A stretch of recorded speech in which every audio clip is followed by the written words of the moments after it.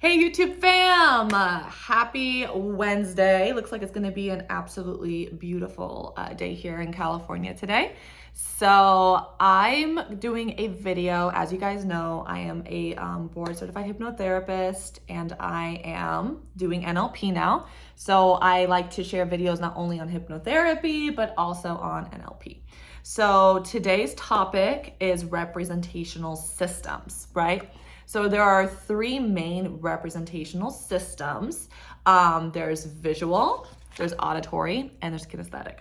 Now, if you do not know what representational system you are, I do have a checklist, like a little checklist here, and you answer some questions about yourself, and then it will go ahead and tell you kind of like what you lean more towards. So I'm gonna go ahead and make a PDF of that and put that on my page for anybody who wants to see what representational system they lean towards. And it was just a really interesting class because we were not only talking about the representational systems, but there are like there's sets of phrases and words that each system tends to use. So what do I mean by that? So let's start, for example, let's say that you have a visual representation system, right? You learn with visual, you're a visual person. So there's a list of phrases, they're called predicate phrases, that somebody who's a visual learner is more likely to use. So some of those phrases are, for a visual learner, would be eyeful, appears to me, beyond a shadow of a doubt, bird's eye view, clear cut, get a perspective on, in light of, in person, in view of, looks like, mental image, mind's eye, naked eye, see to it, showing off, right? These are predicate phrases that are typical of someone who is a visual learner and uses the visual representation system. And then we have auditory. So we have people who learn, right, by listening, and they're very auditory.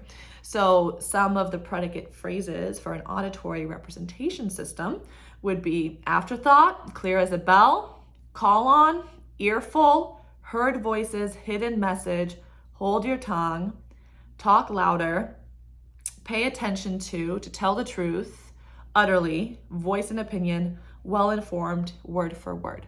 So you can start seeing kind of like a pattern, especially between these two systems specifically, the visual and the auditory, in terms of the predicate phrases, how the phrases kind of match the systems, right? So the visual predicate phrases have something to do with being visual, and the auditory predicate phrases have a little bit something to do with being auditory. And then we have kinesthetic, okay? We have kinesthetic, people who like to touch, to feel. And some of those phrases are washed up, firm foundation, get a handle on, get in touch with, hand in hand, hang in there, hold on, know how, start from scratch, too much of a hassle. So those would be some phrases from somebody who has a kinesthetic representational system. Now, there is a fourth one, and it's considered unspecified, or another word for it is auditory digital. Auditory digital are people who have a representational system that kind of encompass all the other ones, right? So they display characteristics of the other representational system, and their phrases are, let's see here. So it's more like conceptual phrases. So sense, experience, understand, think, learn, process, motivate, perceive, conceive, know, right? These are people that think more in patterns and sequences, and they do also display the predicates, right? And say the predicates of the other systems as well. So this is just an introduction to this concept. So basically, right, we have three main representational systems. We have visual, auditory, and kinesthetic. And there are certain phrases that each system, right, each person within the system will use, and they're called predicate phrases. So there's a list of phrases that a visual person is more likely to use. There's a list of phrases that an auditory person is more likely to use. And there's a list of phrases that a kinesthetic person is more likely to use. And then we talked briefly about how there is an unspecified auditory digital person who kind of encompasses all of the other systems, right, in their predicate speech. But they also are a little bit different because they think more in processes, sequences, and patterns.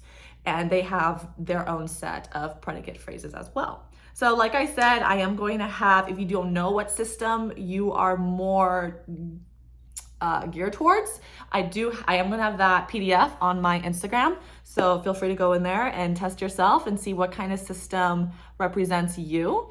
And in the next video, we're going to be talking about kind of like the characteristics of people who are those different representational systems. So people who are visual, right? What kind of people are they normally? People who are auditory, what kind of people are they normally? And so on and so forth. So thank you for watching this video. If you guys liked it, make sure to subscribe, follow. Like I said earlier, I am a hypnotherapist and I'm furthering my education and getting into NLP. And then my plan is actually going to timeline therapy, which is really, really cool stuff. And I just plan on keep making these videos and educating everyone because I was a teacher for 5 years. It's in my blood. It's in my blood to teach. I've learned to accept that about myself.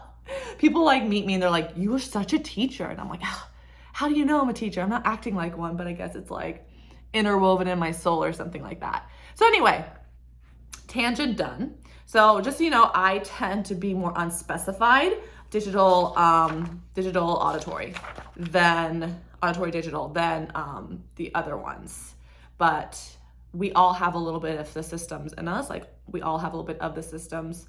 We all have aspects of each system within us, but we tend to lean towards certain systems. So that makes sense. All right. Much love. Talk to you guys soon. Bye.